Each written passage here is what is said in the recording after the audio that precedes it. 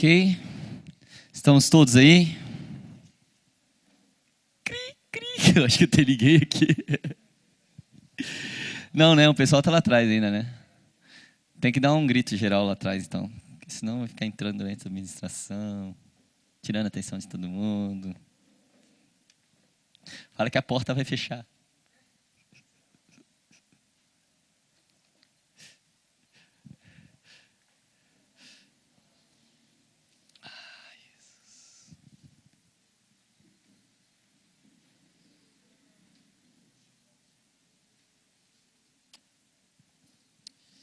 Uau.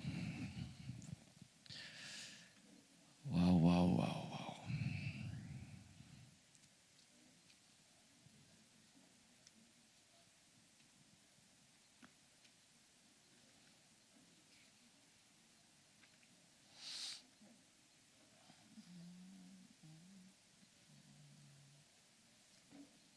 Então vamos lá, vai abrindo sua Bíblia no Evangelho segundo João, capítulo 6. Enquanto isso a gente vai ganhando um tempinho aí.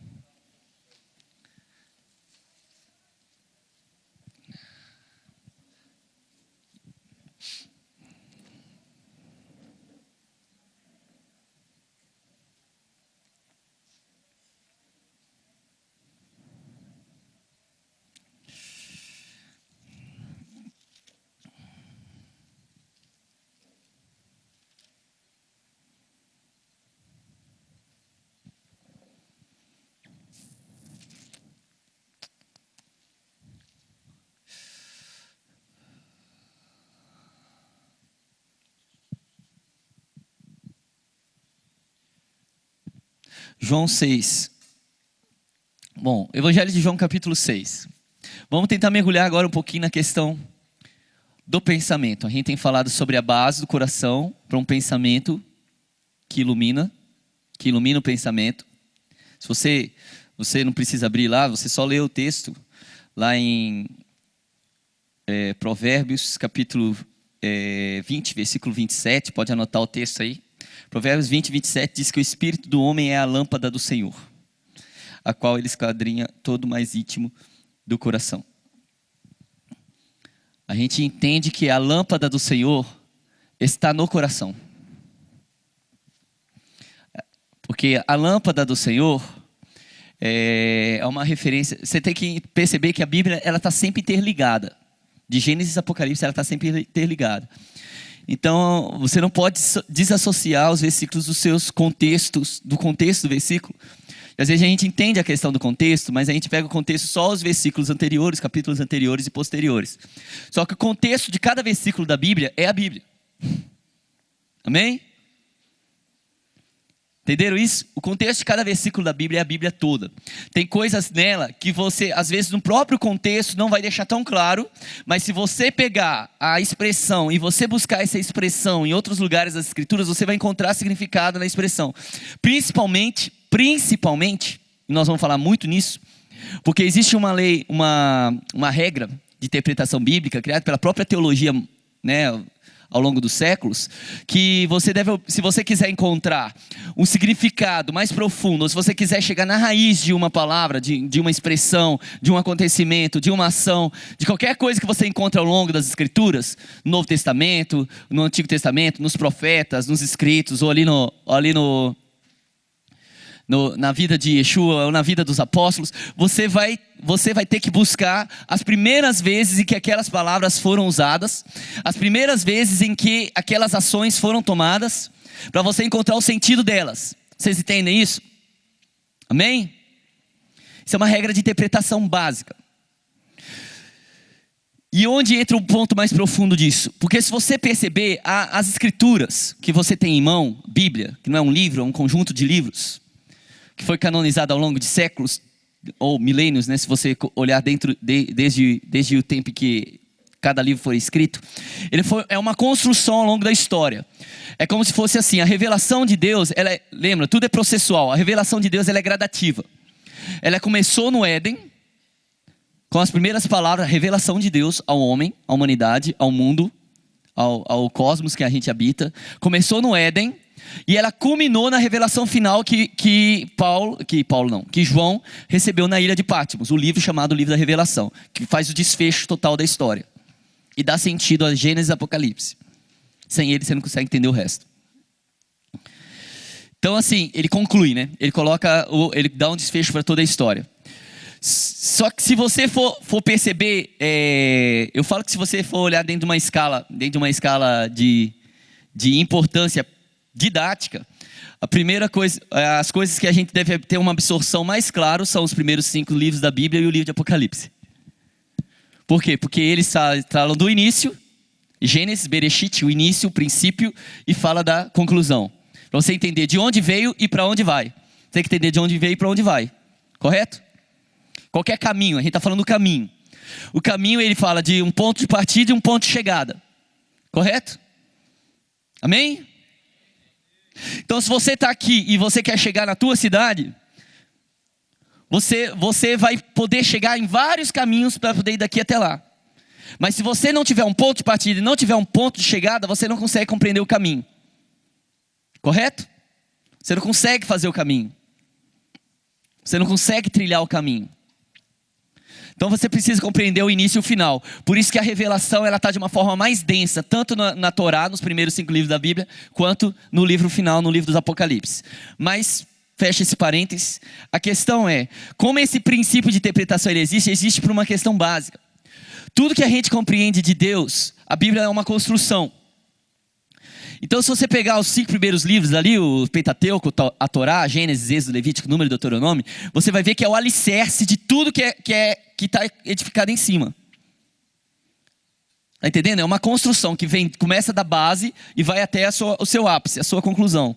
A revelação gradativa de Deus na história, que começou no jardim, na criação, em Bereshit, Gênesis, e vai concluiu-se em Patmos. No último dos apóstolos vivos, João.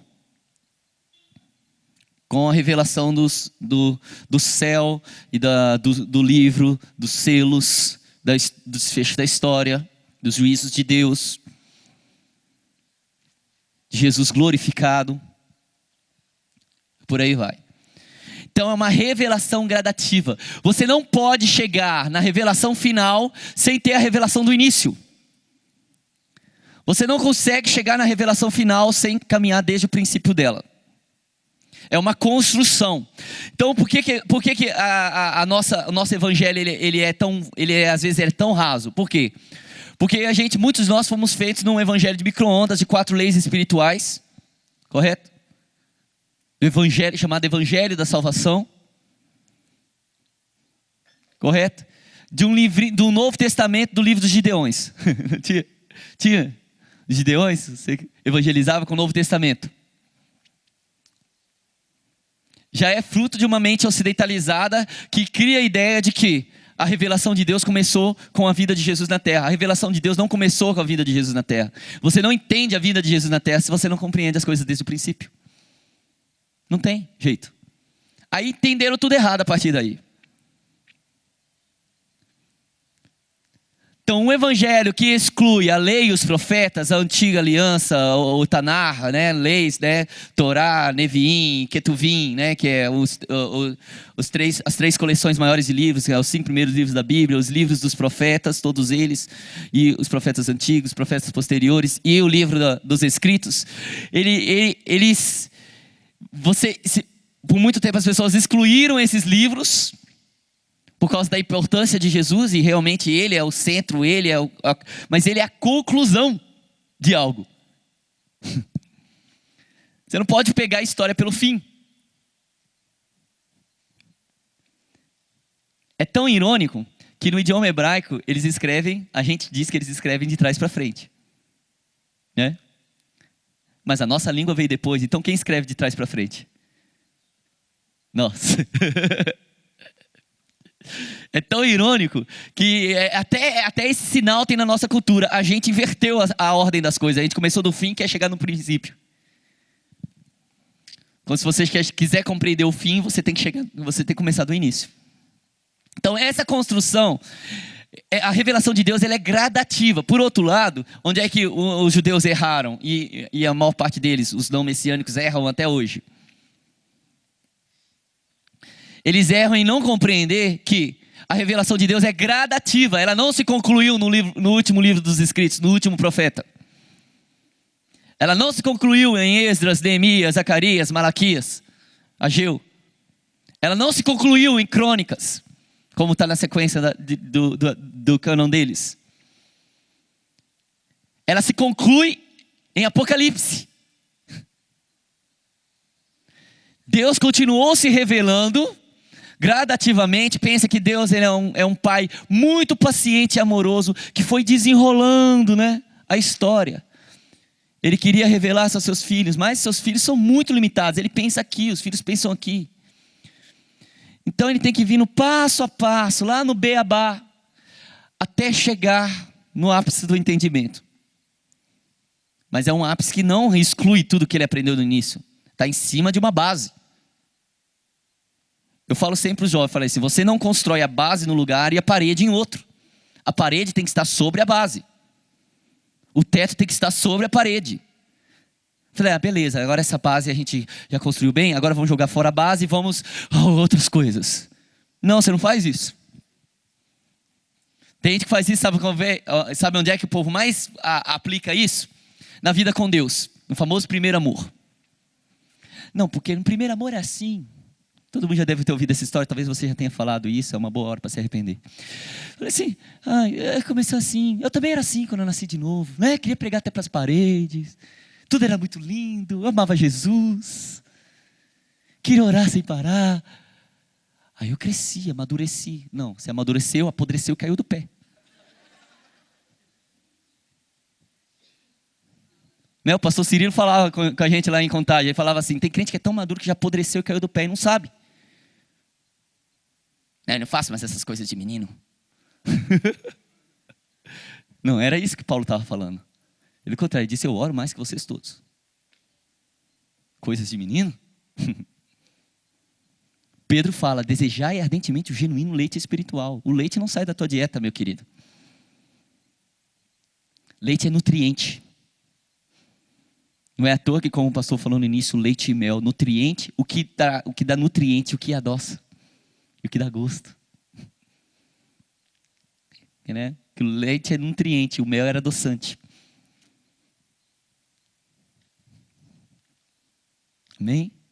O propósito de Deus é algo que nutre e adoça. Comida tem um monte, mas você pode viver uma comida, uma alimentação desregrada, uma alimentação que você come um monte de coisa, mas não se nutre.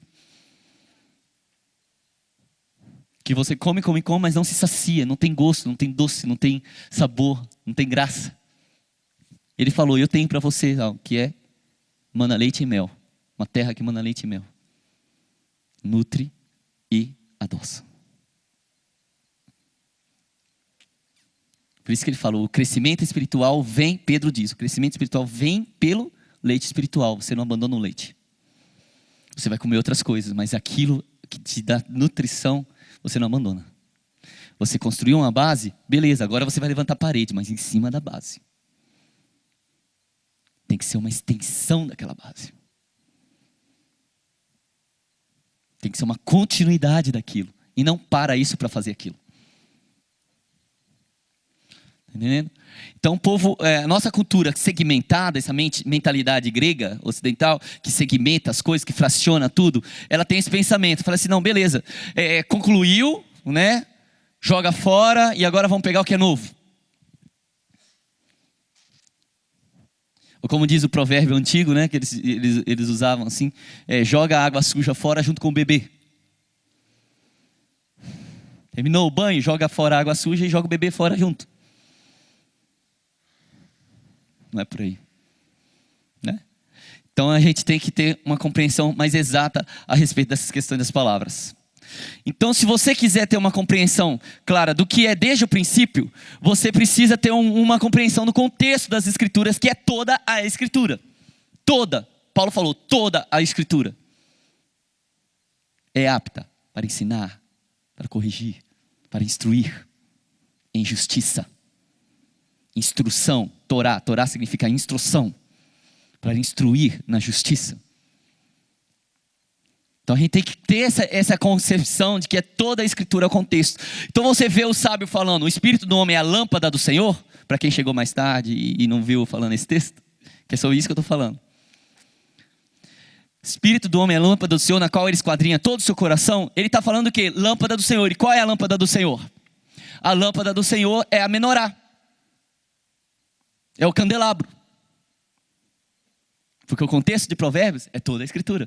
Você quer achar qual é a lâmpada do Senhor? Você vai ter que ir no Bereshit, você vai ter que ir na Torá, você vai ter que ir no início. E você vai descobrir lá em Êxodo a lâmpada do Senhor, que era aquele candelabro com 7 lâmpadas. Queimada com leite.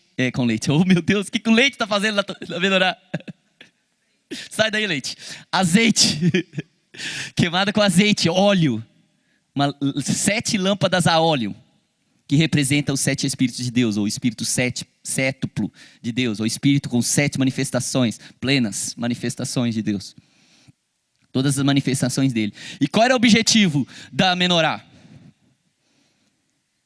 Falando um pouquinho sobre o tabernáculo de Moisés lá.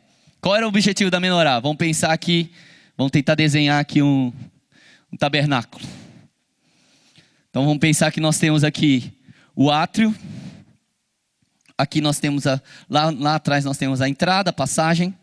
Aqui nós temos a porta para o santo lugar. E no determinado ponto do santo lugar, vamos supor aqui, tem uma cortina espessa. Que divide o santo lugar em 2. Santo e um mais santo ainda. Então aqui fora você tem o lugar da congregação. O átrio. O lugar onde é queimado os sacrifícios, o lugar onde as pessoas, onde tem a bacia, eles lavam, uma lavagem externa, uma lavagem exterior, a palavra que lava pelo exterior, como o batismo de João lavava o exterior, por isso que Paulo falou, não, o batismo de João, ele batizava com água, ele estava falando que o batismo de João era a bacia, era uma lavagem com água, lava o exterior. O batismo de Jesus batiza com o Espírito Santo e com fogo. Está falando de dentro do santo lugar. Fala assim, o ministério de João acabava aqui. Entendeu? Ela lavar com água para apresentar o cordeiro. O holocausto. O sacrifício. Ele falou assim, eu só posso trazer vocês até a bacia. Mas depois de mim vai ter um que vai batizar com o Espírito Santo e com fogo. Vai ter um que vai queimando o seu corpo. Ele vai dar acesso para vocês até o Santíssimo Lugar. Com o Espírito Santo, a menorá, o fogo, o óleo, as lâmpadas. Está entendendo o que ele está falando? Por isso que Paulo, quando chegou em Éfeso, ele falou assim, não, João, batismo de João, não. Como é que João chamava as pessoas? Lembra que eu estou falando? Metanoia, mudança de mente. A pregação de João era essa. Mudem a mentalidade, mudem aqui e mudem as atitudes exteriores. Lavagem com água. Ele está falando a judeus, a homens que tinham a lei santa de Deus, tinham a justiça de Deus, mas estavam pecando contra ela. Porque o batismo de João foi para judeus. Ok? Então ele fala assim, vocês têm a lei do Senhor. Então ele está falando para aquela realidade. Então vocês pegam, vem cá que eu vou lavar vocês na bacia, para preparar vocês para o sacrifício. Porque vem depois de mim o Cordeiro de Deus que tira o pecado do mundo. Vou preparar vocês para o holocausto. Então, o que você faz na bacia? Aqui você larga as atitudes exteriores. Quem rouba para de roubar, quem mente para de mentir. Está falando, atos exteriores. São mudanças de comportamento, mudanças éticas. Que eles podiam fazer, por quê? Porque eles estavam guardados debaixo da lei. Que isso significa estar debaixo da lei. Guardados, preservados debaixo da lei. Que não os justificava, que não os santificava, mas os guardava para até o momento em que Jesus trouxesse o sacrifício perfeito. O acesso ao santo lugar estava fechado. Por isso que o santo lugar estava dividido no meio com uma cortina. Os sacerdotes podiam até entrar no santo lugar, mas não podiam ver Deus. Então o acesso estava velado. Eu falo que o santo lugar com aquela cortina é mais ou menos como um quarto de casal com camas separadas. Você até entra, mas você não tem acesso à intimidade. Então ele falou assim, esse é o cenário, tá? Isso aqui é tabernáculo de Moisés, é a figura de Cristo, é a figura da igreja. Esse é o cenário da história, essa é a revelação de Deus. Beleza, tá lá, a instrução de Deus. Está em Êxodo, está dentro da Torá, está dentro da instrução de Deus para o povo. Falei assim, é isso aqui. Então João estava pregando essas pessoas que tinham a instrução e falando assim, olha, beleza, então vocês vão, lava a atitude exterior de vocês aí, porque não vai chegar o cordeiro. Aí tem gente que até hoje batiza segundo o batismo de João. Gente, muda a atitude exterior, muda a atitude exterior. Fuma, para de fumar. Bebe, para de beber. Vamos mudar a atitude exterior. Traía, para de trair. Vamos mudar a atitude exterior. Vamos mudar a atitude exterior. Vamos lavar com água. Vamos lavar com água. Muda a mente, lava com água. Só que tem um problema. Você não está pregando a judeus. Eles podiam porque eles estavam guardados debaixo da lei. Eles tinham a Torá. Nós não. Notícia para você. Você é gentil. Você não é judeu. Você não está debaixo da lei. Você está debaixo da graça. Glória a Deus por essa graça que nos recebe. Senão nós estávamos excluídos, alheios às promessas de Deus. Então nós não temos a lei para nos guardar. Nós precisamos da graça. Está entendendo? Então para eles valia, para nós não vale. Mudança exterior não resolve a nossa realidade. Por isso quando Yeshua chegou, ele falou assim, não querido, você vai lavar o interior. Você não vai lavar o exterior mais. Ele chegou e caprichosamente ele não lavou as mãos. Jesus era um judeu piedoso.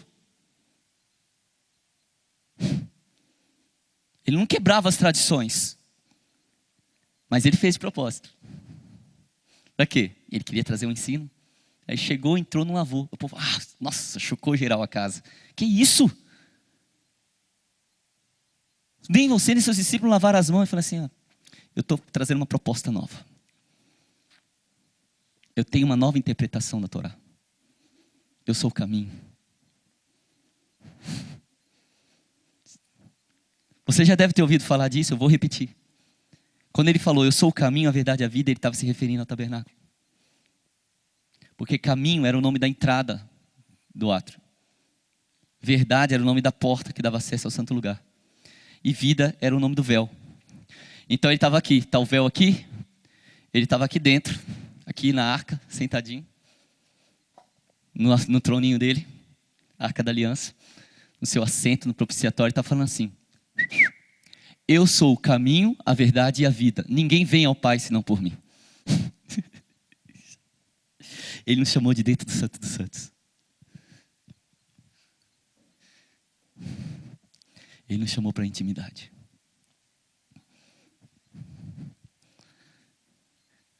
Então ele estava propondo, eu sou o caminho, eu sou a forma de viver, eu sou a doutrina, eu sou o ensino, eu sou a interpretação. Eu sou a revelação. Vocês vão ter que fazer o que eu faço para chegar a Deus. Vocês vão ter que fazer o que eu faço. Então não se trata mais, João batizou com água, ele não se trata mais de mudanças exteriores agora. Eu vou me oferecer como sacrifício. Eu vou dar acesso para vocês ao santo lugar, ao lugar da intimidade. E quando ele entra no lugar da intimidade, você entrava aqui, aí os sacerdotes faziam os sacrifícios, os holocaustos, queimavam carne no altar de bronze. Aí eles entravam. E eles vinham para o ofício do santo lugar. O santo lugar era o lugar de intimidade. Só que naquela época estava vedado, né? Estava velado, né? Tinha uma separação, que eu falei, era um quarto com camas separadas. Porque intimidade mesmo, eles não podiam ter. Porque eles não estavam justificados. Eles estavam cobertos. O pecado deles estava coberto, não apagado. O espírito do homem é a lâmpada do Senhor. O santo lugar é esse aqui, ó. Aqui, de um lado, você tinha a menorá, bem grande aqui. 7 lâmpadas, né? Em cima de uma haste. Aí tinha o óleo de reserva, ela queimava com óleo. E ela era colocada de uma forma que a luz dela fosse projetada para frente. Para quê? Para poder iluminar a mesa que ficava do lado de cá. A mesa é comunhão. Lembra que eu falei que era uma kitnet o negócio de Davi? Porque na kitnet você come ali no lado da cama, né? Às vezes até sentado nela. Porque Davi entendeu, gente, mesa é comunhão. Mesa não pode ficar do lado do véu, do lado de fora do véu. Como é que fica isso? Ele prepara uma mesa para mim, na presença dos meus adversários. Unge a minha cabeça com óleo, meu cálice transborda. Por que você acha que ele era o queridinho do pai? Aí tinha a mesa, em cima da mesa tinha os 12 pães da preposição, um para cada tribo de Israel. É chamado os pães da presença. Só que eu já vou voltar no pão da presença, espera aí. Pedi para você abrir em João 6, né? Eu não esqueci não. Quem chegou depois, abre em João 6. Já vai abrindo aí. Eu estou falando da lâmpada do Senhor, porque ele diz, o espírito do homem é a lâmpada do Senhor, com a qual ele esquadrinha todo o coração. Então, se o espírito é a lâmpada do Senhor, cadê o coração?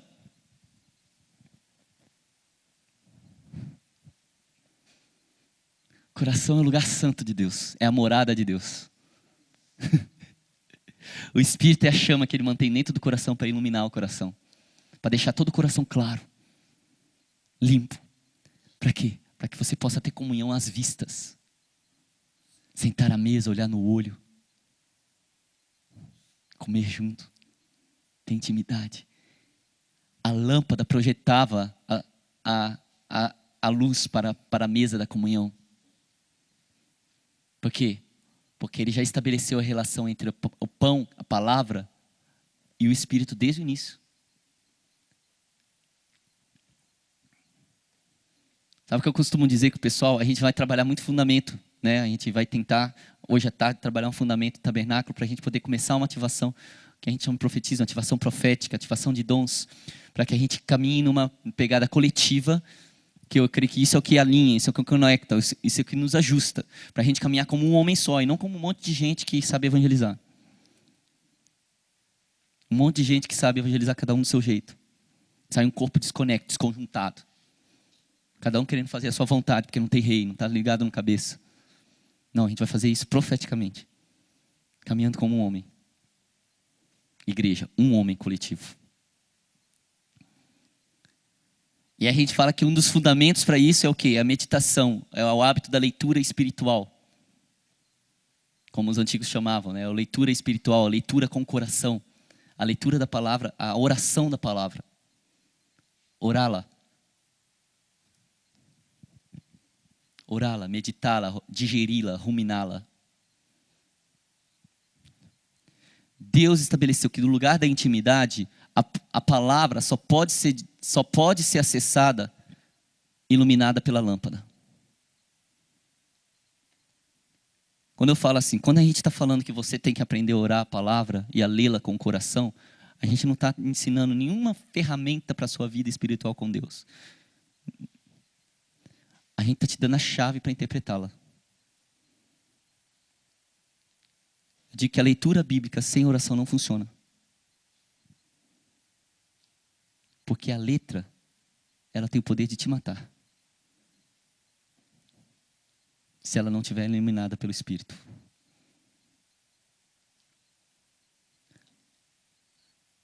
A palavra só funciona à luz.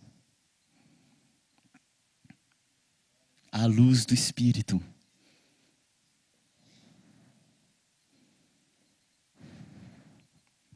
Por isso que todo mundo lê a Bíblia e ninguém entende. Você vê aí, você vai lá, os caras, apresentador de televisão lê a Bíblia, sabe debater com o pastor. Professor universitário lê a Bíblia e sabe envergonhar a fé dos crentes que não lê a Bíblia. Ateu lê a Bíblia mais do que nós todos juntos. Porque ele lê para poder encontrar erro, para poder distorcer, para poder modificar. O judeu tem ela decorada.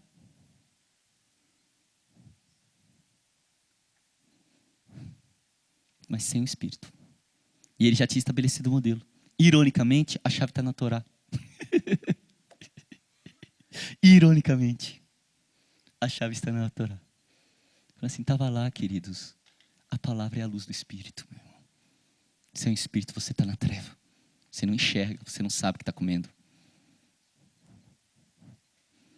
Você não sabe o que está lendo. Você não sabe, você não entende o que lê.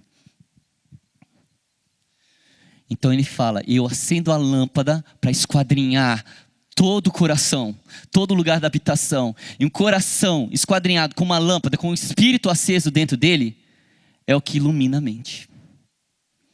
Então é o que eu digo, que eu falo assim, que um espírito aceso, um coração aceso, né, com a chama do espírito dentro dele, coração correto, ele ilumina a mente para uma observação correta da palavra. Ele ilumina a nossa mente caída. Porque um dos grandes equívocos da igreja ocidental foi essa. Tomás de Aquino, venerado teólogo,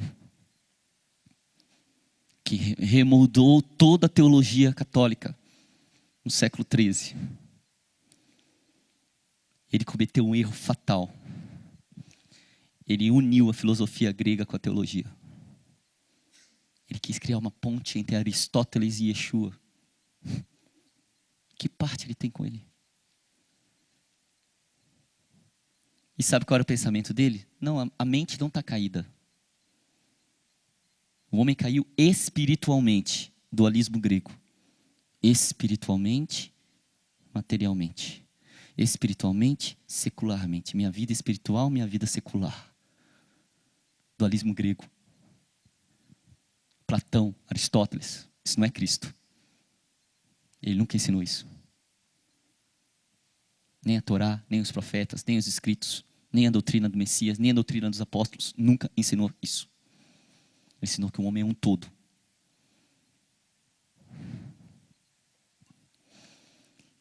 Então eles pegaram e separaram. Isso já existia, já fazia séculos. Só que dessa vez foi criado toda a argumentação para que fosse inserido na teologia e moldasse a teologia da igreja católica. Então a igreja de onde a gente vem hoje, de onde a gente descende, plantou uma semente de uma cosmovisão equivocada, que está trazendo muita desgraça para a nossa prática de evangelho. Até hoje. Por quê? Pensamentos iníquos. Pensamentos iníquos. Não. A forma de fazer coisa. Então a gente entende assim, Deus vai depositar vinho novo e odres novos. A gente entende que o vinho vem do céu e o odre é a gente que faz. Quem te disse isso? Novo tem a ver com natureza. Vinho novo é o vinho da natureza celestial. Ele só serve se for colocado num odre novo, que é um odre da mesma natureza. O odre também vem do alto. Por isso tem a lei do Senhor. Por isso tem as escrituras. Elas provêm o odre para comportar o espírito. Deus nos deixou perdido nesse mundo, alheios às nossas próprias conclusões. Ele já deixou tudo pronto. Só que ele foi fazendo de dentro para fora, devagarzinho, foi revelando gradativamente. O espírito do homem é a lâmpada do Senhor, com o qual ele esquadrinha todo o coração, todo o ser do homem. Agora abre em João 6. Meu Deus, já que passou a hora. Já.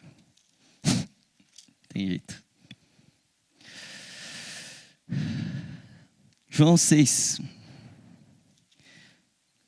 Já que a gente está aqui, nós não vamos sair disso. João 6 é a passagem maior. Para mim é o ápice da ministração de Yeshua acerca do tabernáculo.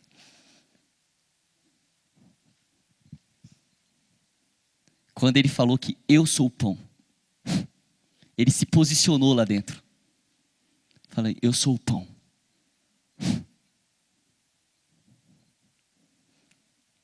E foi essa a mensagem que chocou os judeus. Tá? Os judeus não saíram porque ele estava falando um negocinho doido. Porque ele estava viajando na maionese. Tem gente que pega esse texto e fala assim, porque é assim mesmo, o povo choca, tal, porque é assim, está me vendo aqui todo tatuado, de brinco. Tem muita gente que escandaliza. Assim, não mistura as coisas. Vê o que escandalizou os discípulos. Não vou ler o texto porque não tem mais tempo. O que escandalizou os discípulos? Judeus. Que ele é seguido por judeus. Ele era judeu seguido por judeus, né? Só para a gente lembrar, não esquece desse detalhe. Né? O que o chocou? Quando ele falou assim, eu sou o pão. que desce do céu. O verdadeiro pão que dá vida para o homem. Ora, quem não comer da minha carne e beber do meu sangue não tem parte comigo. Os judeus não entenderam errado, não. Eles entenderam certinho. Eles falaram, não, isso aí não dá para ouvir, não. Isso aí não. Esse cara se passou. Ele está dizendo o quê? Que ele é o quê? O que ele está dizendo que ele é? O caminho, a verdade, a vida. Ele está dizendo que ele é o tabernáculo? Ele está dizendo que ele é o quê? Que ele é o pão? Que ele é a presença? Que ele é a palavra? Que ele é o verbo? Ele está dizendo o quê? Não. Foi isso que os judeus rejeitaram. Nesse texto, em João 6. Depois você lê detalhadamente, você vai ver que é exatamente o que eu estou dizendo. Isso aconteceu ironicamente logo depois que ele multiplicou os pães e os peixes, né? Jesus e sua ironia. Porque nós precisamos entender que o que ele nos chama, o chamado do santo lugar, é para que você... Porque no átrio, a água é a palavra que lava o teu exterior. Melhor, no átrio a palavra é a água que lava o teu exterior. No santo lugar, a palavra é o pão iluminado pelo Espírito. Lá no átrio, você limpa as suas atitudes externas. No santo lugar, você come, digere. E o que você come passa a fazer parte de você. Você é o que você come. Seu corpo, ele absorve aquilo, aquilo cai no seu sangue. E o sangue é a vida. Vai circular em todo o teu organismo. Foi isso que ele falou para os discípulos que chocou ele. Ele falou assim, vocês vão ter que viver vocês vão ter que me encarnar. Ele falou assim, não, você é louco, cara. Nós temos Adonai Eloheinu. Nós temos o Eterno. Ou aquele que habita em luz inacessível. Não, você é louco. Você pode ser um homem falando a respeito do Eterno. Você não pode ser ele entre nós. Ninguém pode absorver ele. Ninguém pode ter ele dentro de si. Você é louco. Você é louco.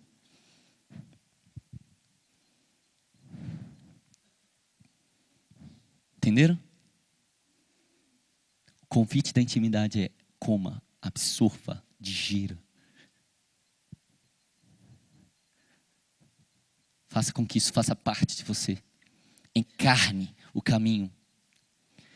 A crise da nossa época, essa crise formada por esse chamado dualismo grego. O que é o dualismo grego? O dualismo grego é um pensamento que eu já citei aqui por alto a respeito de Platão e Aristóteles. O povo sempre teve aquela dúvida, dentro da cultura grega também teve. Todas as sociedades sempre teve aquela dúvida a respeito de qual é o motivo base, qual é a realidade essencial da natureza. O que é a realidade? Aí o povo, é o que você vê, é o que você não vê. E ficava aquela crise. Na Grécia também tinha isso. Na Grécia antiga, pré-homérica, antes de Homero escrever a respeito dos deuses, antes da religião do Olimpo, eles pensavam assim, não, o motivo base, a realidade essencial é o quê? É a matéria. Então, assim como todos os povos pagãos em geral acreditavam nisso. Então endeusa o sexo, endeusa a terra, é a mãe natureza, e você adora a terra, você adora os efeitos climáticos, você adora as coisas criadas. E sempre vai estar relacionado com o sexo. Sempre. Você pode ver. E está ali. É o clímax. É isso. Isso é o nosso Deus. É o Deus do ventre. É o que você come. É o que você bebe. Então as religiões pagãs em geral era isso. Paganismo é aquilo que é absorvido do vilarejo. Aquilo que é absorvido pela observação de pessoas simples que vivem em vilarejos. Então eles observavam as coisas e falavam, sei lá, sol, adorado seja. A comida vem na terra, adorada seja. Porque isso aqui é a realidade básica. Aí veio os camaradas lá, falaram assim, não. A realidade básica é um ideal. Existe algo que a gente não vê. Existe algo que a gente não vê, isso aqui tudo é só... foi a entrada do gnosticismo, né? Isso aqui é só Zoroastro, aquela coisa toda. Isso aqui é só futilidade, né? O amor é cristão, o sexo é pagão, aquela coisa assim. Né? Não, a gente tem que adorar o que é ideal. E por aí vai. Aí começou com a religião do Olimpo, os deuses, criado todo um ambiente separado e ideal. Só que teve toda aquela crise, é o certo, é o ideal, é o real, é o ideal, é o real, é o ideal, é o real. Aí ficou aquela dicotomia, o ideal melhor do que o real. Gente, observa as escrituras. Deus ele se revela por meio das coisas criadas. Deus não banaliza a vida. Ele não banaliza as coisas da vida, a realidade da vida. Ele criou um jardim, céu e terra, caminhando juntos. A terra veio do céu? Veio. As coisas visíveis vieram das invisíveis? Vieram. Mas aí não está falando do que é maior e do que é melhor, do que deve ser venerado e do que deve ser desprezado. Está falando do que vem primeiro e do que vem em seguida. E como você compreende o que vem em seguida? Observando o que vem em primeiro lugar. Por isso a adoração é a atividade essencial de todo ser humano. Porque quem você adora define qual é a sua cultura, qual é a sua prática na sociedade. E você vai ver que é sempre uma briga. Por isso que o decálogo, os 10 mandamentos começam. Não terá outro Deus diante de mim. Tudo começa com adoração. Em que você aplica a sua alma, o seu coração? Onde estão as suas afeições? Onde está o seu desejo, a sua paixão, o seu amor? Em que isso está? Então quando você posiciona isso no correto, você observa que Deus ele estabeleceu regras para a terra. Que são espirituais. Porque tudo na vida do homem espiritual é espiritual. Só que esse é o pensamento bíblico. É o que chama de cosmovisão bíblica. Visão de mundo bíblica. A visão que nós herdamos na nossa cultura é a visão grega. Que não, existe o ideal e o material carnal. Divino, pagão. E Tomás de Aquino fez o favor de ajudar a gente a acreditar nisso e isso virar doutrina. E aí começamos. Aí a igreja foi aos poucos se desassociando de toda a vida comum. E tudo que era desse século era ruim, era negativo, era pejorativo. Só que não é, porque a realidade básica em Bereshit diz que tudo foi criado bom. Não está bom, mas foi criado bom. A natureza de todas as coisas que nós vemos é espiritual. Está caída. Está ruim porque está caído. Então como é que a gente resolve? Jogando tudo fora? Não. A gente resolve redimindo. Reposicionando. Restabelecendo a ordem correta. Não, isso aqui foi criado, o que é isso? Você vai ver que Deus sempre fazia isso. Quem é você? Não, você não é esse, você é esse. Ele ia estabelecendo a ordem correta. Fazer o que Adão fazia no Éden. Dar nome para as coisas, definir a função. Dizer para que existe. O trabalho existe para isso. Não existe para isso. O trabalho existe para isso. O que é trabalho? O que é serviço? O que é palavra? Você vai ver que se a gente for mergulhar aí, tem um mundo de coisas para a gente poder entrar. Mas tudo isso vem de uma premissa, vem de uma semente. A gente começou falando de uma semente, então eu quero deixar só essa semente. Eu quero que você absorva isso. Fala assim, existe algo que vai mudar a nossa mentalidade. Algo que vai acender o nosso coração e vai fazer com que a gente permita sair dali do lugar do átrio e entrar no lugar da intimidade. Com uma vantagem. Hoje o lugar da intimidade já tem acesso para a cama. Porque o véu foi rasgado, é um lugar só agora.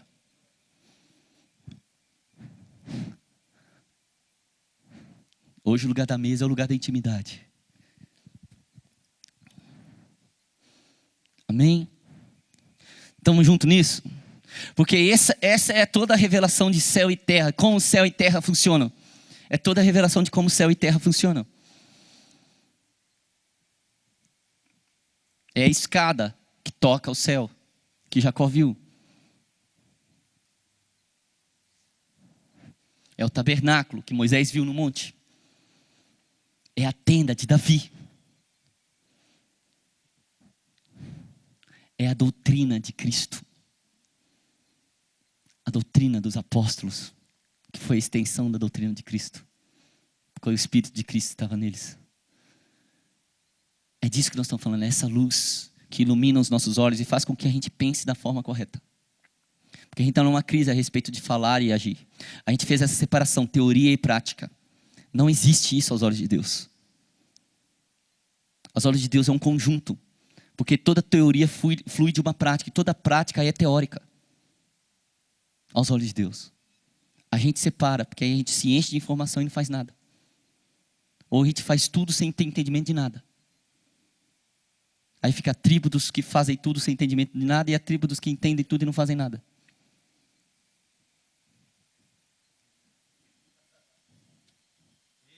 Dualismo grego. Quando toda prática emana de um entendimento. E toda prática emana um entendimento.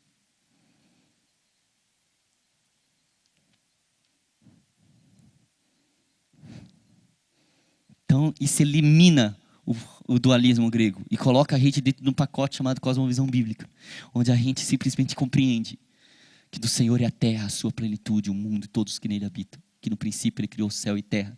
Que no princípio era o verbo. Verbo. O que é verbo, gente? Verbo não é qualquer palavra.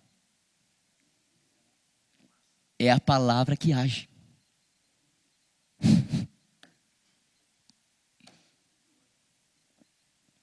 O verbo é a palavra da ação. É a palavra que age. Por isso em Gênesis, em Bereshit, fala-se haja e ouve, haja e ouve, haja e ouve. E João diz, o verbo fez tudo. Afinal, foi haja e ouve ou foi fazendo? Como é que foi? É para dar um nó na mente mesmo. Foi as duas coisas. É porque a nossa mente está errada. Ele está pensando aqui, está olhando aqui. Fala assim, gente, não tem como uma coisa fluir sem a outra. Por isso que o verbo fez carne, habitou entre nós. A gente tem essa crise com relação à palavra. Deus não tem. Deus está muito bem resolvido. Graças a Deus. O verbo é uma palavra ação. O pensamento iníquo é uma mentalidade de injustiça. É um pecado coletivo, geracional, cultural, que vem fundamentado no quê? Nessas bases erradas de pensamento. Que separou o pensamento de Deus. Então a gente agora trouxe o pensamento para uma atmosfera de liberdade. Relativizou tudo. A gente pensa como quer. Então a gente não tem que mais seguir a lei. A gente não tem que mais obedecer a palavra de Deus. A gente não tem que mais servir ao Senhor. A gente não tem que mais ouvir o que Ele tem a dizer. A gente faz do jeito que a gente acha melhor. Porque a nossa razão, afinal de contas, a nossa razão é livre.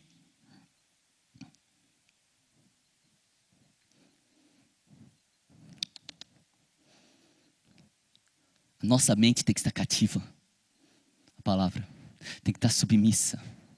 Sabe quando que a nossa mente flui livremente? Quando ela está submissa ao nosso coração.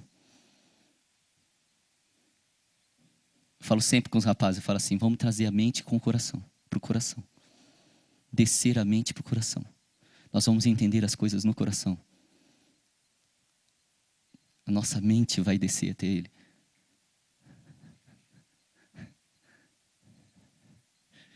Isso é uma mente iluminada.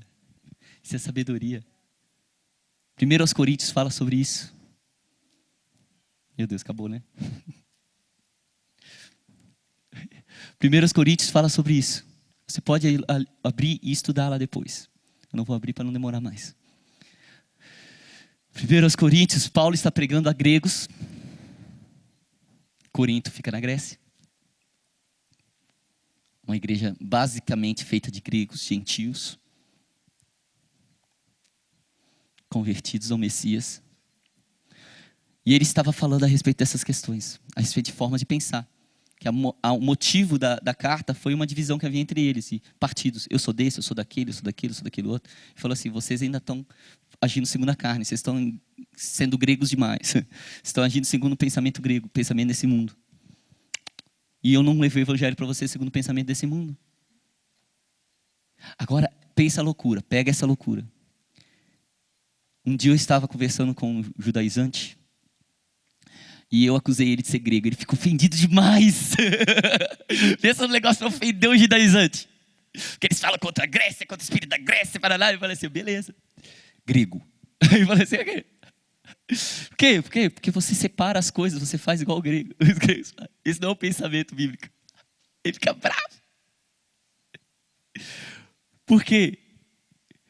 Paulo falou, eu não caminho com a sabedoria desse século. O que ele estava falando? Eu não estou usando a mesma forma de compreender de uma mente caída. Porque os rabinos do passado usavam a mente que eles tinham. Qual é a mente que eles tinham, gente? Eles tinham a Torá, que é santa. Mas eles tinham uma mente caída. A lâmpada apagada.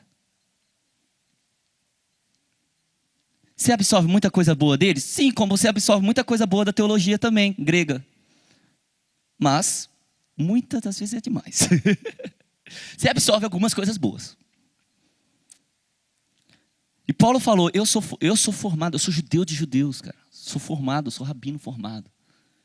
Fui formado aos pés do maior, Gamaliel. Só que eu não levei sabedoria desse mundo para vocês. Pelo contrário. A sabedoria que eu tinha como sabedoria, eu desfiz ela toda. Eu considerei ela como lixo para abraçar o Senhor. A doutrina do Senhor. Eu não ajo mais segundo a sabedoria desse século, que fala, lava as mãos. Eu ajo segundo a sabedoria do Senhor, que diz, lava o coração, que as mãos vão ficar limpas.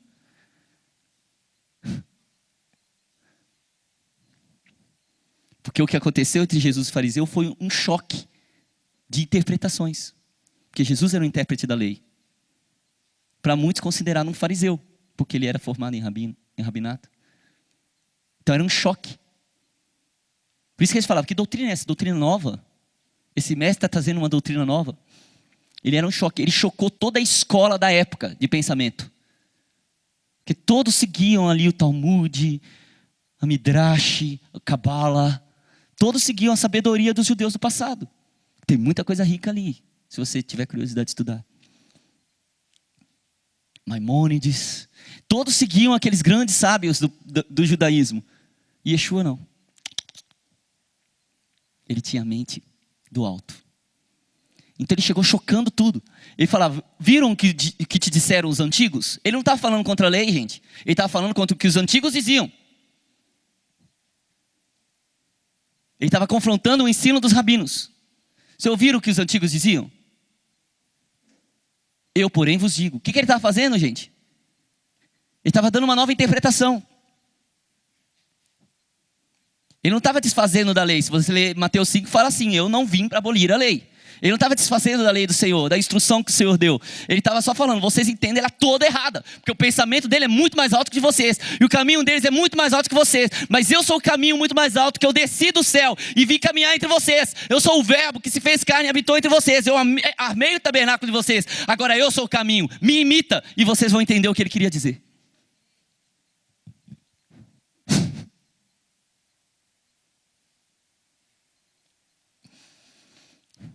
Por isso era tão chocante.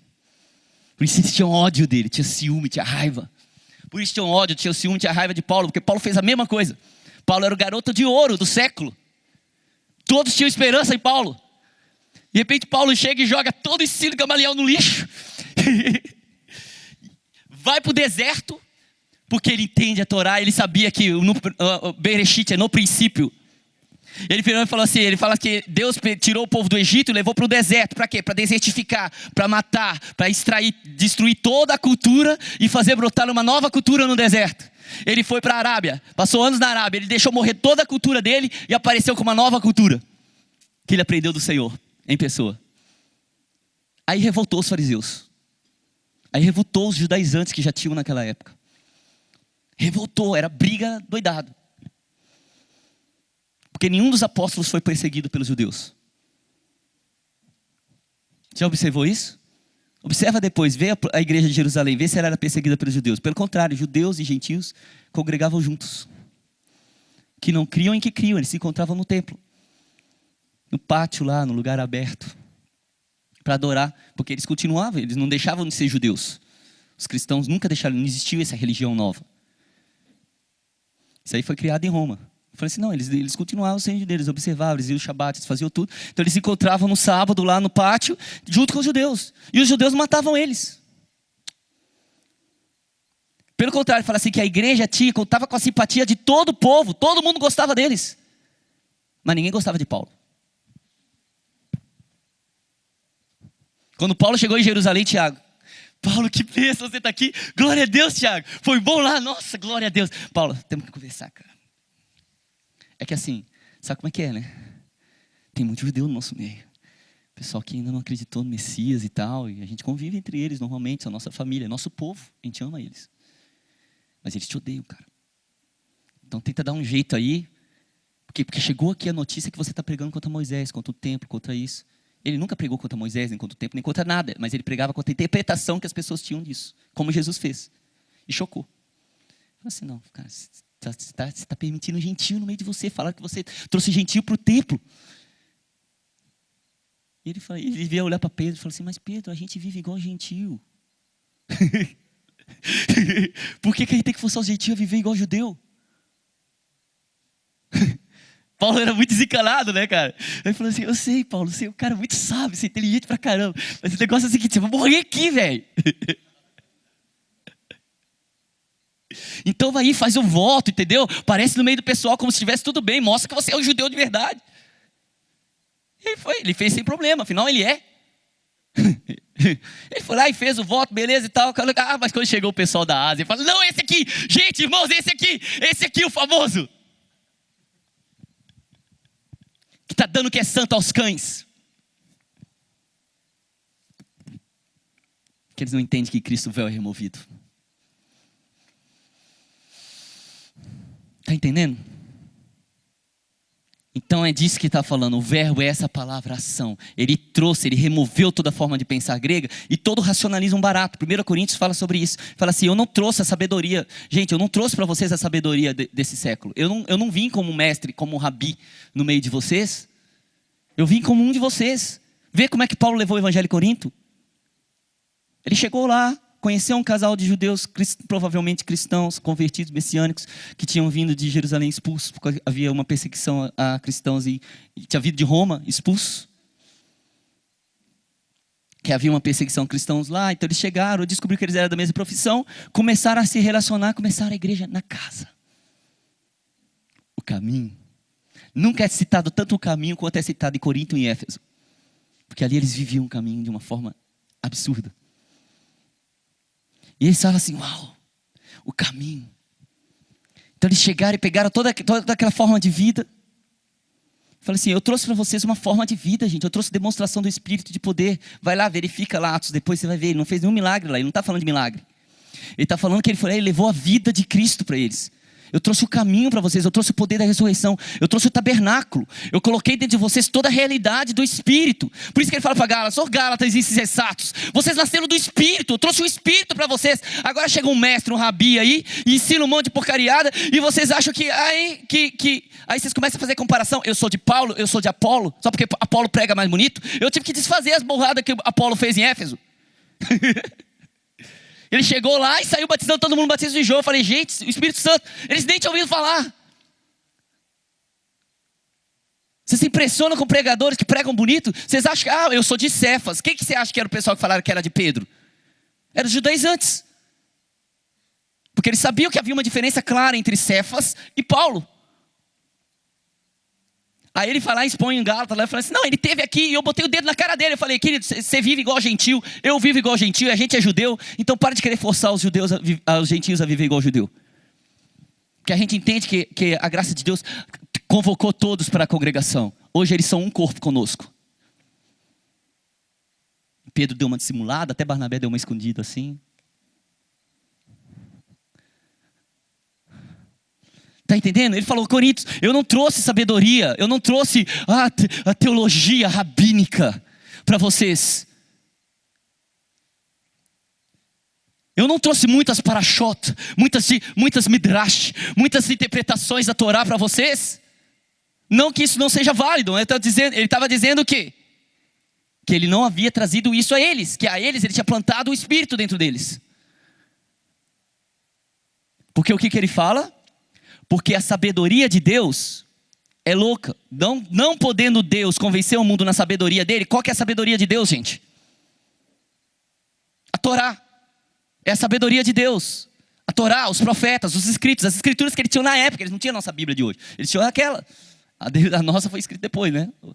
Contando a história deles. Do que eles viveram e pregaram. E ensinaram sobre o que havia sido escrito. Interpretando o que havia sido escrito antes. Em cima de uma base. Então eles falaram assim, então é isso que aconteceu. Assim, eu não vim trazer para vocês todas essas interpretações, porque vocês eram carnais. Vocês eram homens naturais. O que vocês queriam que eu fizesse? Eu trouxe o Espírito, eu trouxe Cristo crucificado. Eu trouxe o acesso para vocês. Cristo crucificado, ou seja, eu trouxe vocês até aqui, ó, o átrio, eu trouxe para vocês no altar de bronze. Eu falei do altar de bronze, da porta, do caminho, da verdade, trouxe vocês para a comunhão, para a vida. Porque como Deus não foi conhecido na sua sabedoria, porque Deus falava, o povo não entendia. Israel não se converteu, por quê? Porque Deus falava e eles não entendiam.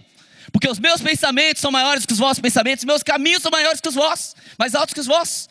Eu falo, vocês não entendem, por quê? Caminhos perversos e mente iníqua.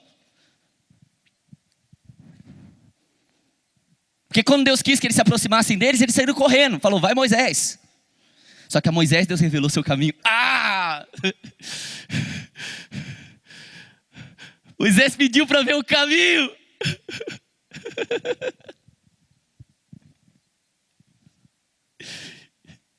Moisés conheceu ele.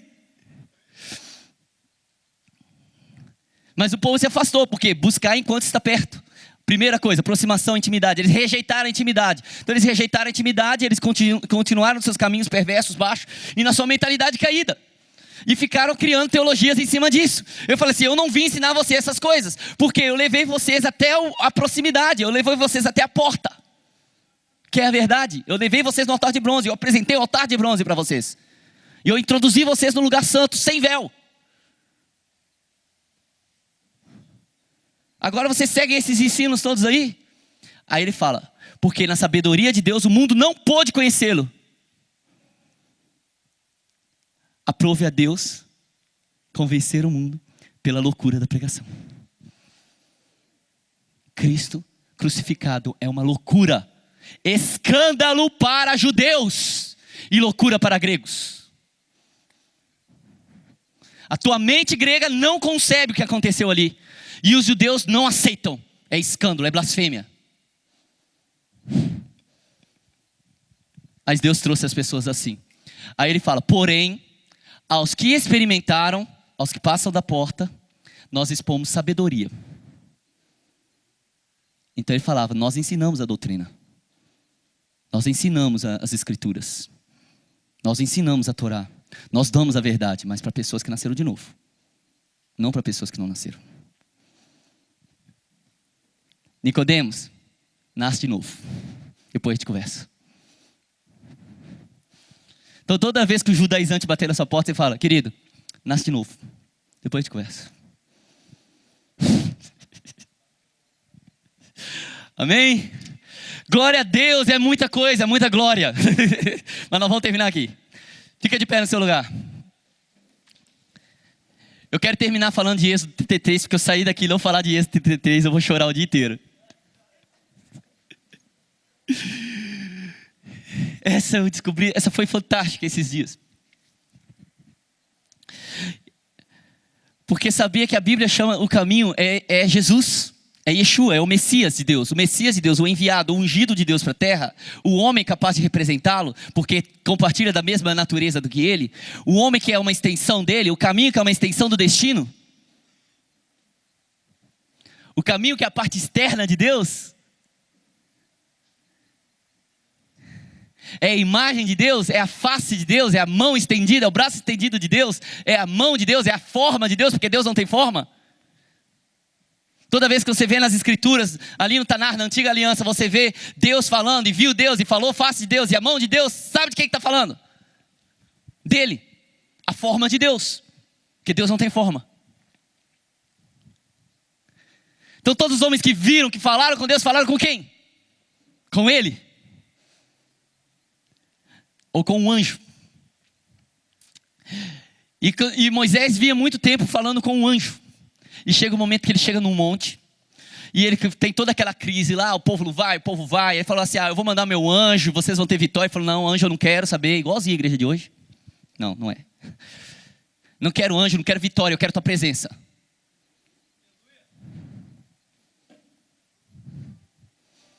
Falei assim, eu vou mandar o anjo, eu vou dar vitória. Ele falou, não, não. Muito obrigado. Se você não for comigo, eu nem saio daqui.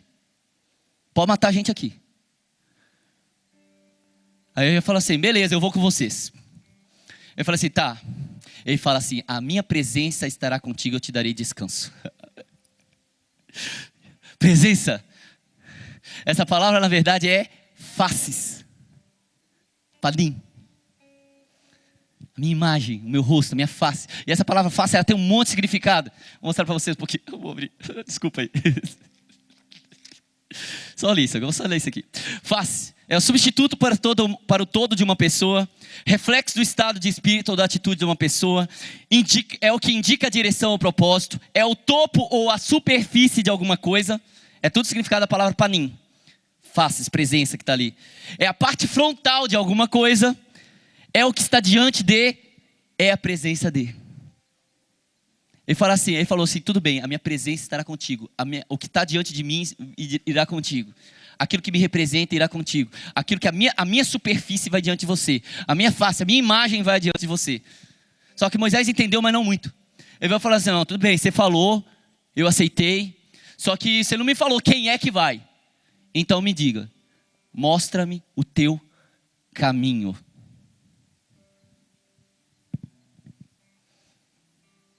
Quem que você acha que Moisés estava pedindo para ver? Aí ele falou, tudo bem. Vem cá, tem uma rocha aqui. Vou te colocar na rocha. Cheio de simbologia, né? Rocha, Cristo. Vou colocar minha mão sobre você. Gente, isso é lindo demais. Ele falou assim, eu vou botar minha mão sobre você. Então eu vou passar toda a minha bondade no seu rosto. Quando a minha bondade, depois que a minha bondade passar no seu rosto, você vai olhar e você vai me ver pelas costas.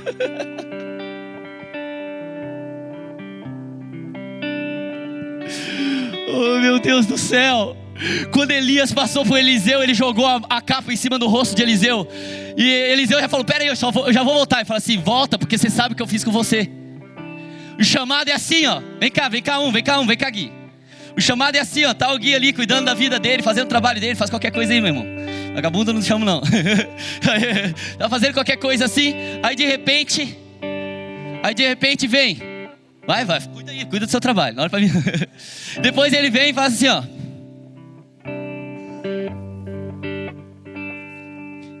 Pode vir, você já sabe o que eu fiz. Você tem que vir atrás. Você só vai me ver pelas costas. Então eu vou passar minha bondade, eu vou passar meu manto, eu vou passar todo o meu atributo diante do seu rosto. Eu vou te cobrir com a minha verdade e eu vou te mostrar as minhas costas. Segue-me, Moshe. Segue-me. Eu sou o caminho, eu sou a verdade, eu sou a vida. Ninguém vê o Pai senão por mim.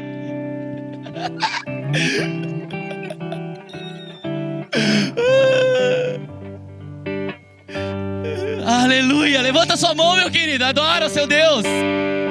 Você tem acesso. Glória a Deus, glória a Deus, glória a Deus, glória a Deus, glória a Deus. Glória a Deus, Senhor, eu oro para que nessa manhã o Senhor venha selar essa palavra como o teu dedo escreveu nas tábuas de pedra em cima do Sinai. Que o Senhor venha com a tua mão de fogo escrever em nossos corações de carne a tua lei. Queima em nossos corações, acende a lâmpada para que ilumine a palavra. Faça com que o Senhor venha promover dentro de nós uma vida de contínuo estar em tua presença, de caminhar atrás de ti, de buscar o Senhor enquanto está perto, de invocá-lo na intimidade, de abandonar os nossos caminhos perversos, de seguir o caminho, de abandonar a nossa mentalidade iníqua desse mundo e elevar e deixar a nossa mente descer ao coração e receber sabedoria do Espírito, entendimento, revelação das Escrituras, revelação de Gênesis, do Bereshit, revelação de Shemot, revelação de Vaikra, revelação de Ketuvim, revelação de tudo aquilo que tu és, Bemidbar e Derek. Sim, Senhor, o Derek, o caminho de Deus, revela dentro de nós, traz vida para o nosso espírito, faz com que a gente te veja pelas costas. Nós queremos te ver pelas costas, nós queremos fazer o que tu fazes, falar o que tu fala, orar o que tu ora, e que venha o teu reino e seja feita a tua vontade aqui na terra como no céu. Aleluia!